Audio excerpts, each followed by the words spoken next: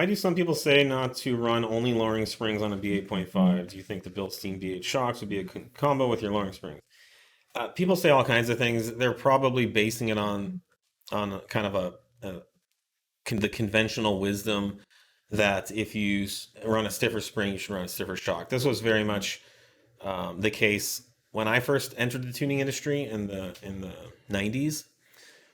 Factory Volkswagens and Audis came with really soft, uh, very compliant suspensions, and typically were quite high. So like a Mark III Volkswagen Jetta, you could lower it like 2 inches, and stock they rode like Boats. Cadillacs. Yeah, they were boats.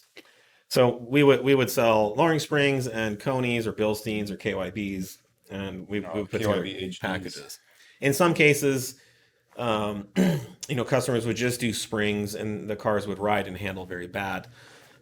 When I got my 986, when I got a 986 Turbo in 2009, I didn't want to mess with it too much. Ironic, I know.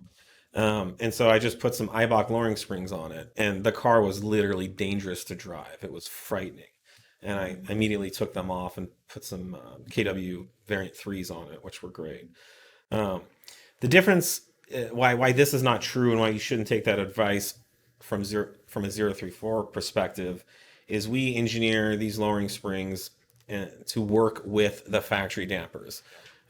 Modern Volkswagen and Audi vehicles, I'd say going back to even the B5 era, come with very high quality dampers. The newer cars with the magnetic ride and the other one, the dynamic switching, DRC. Yeah. DRC, they're very high quality shocks. I mean, these are world class dampers. They're as good as anything that Bilstein or Coney puts out as far as quality goes. Some of the aftermarket stuff's going to be valved more stiff.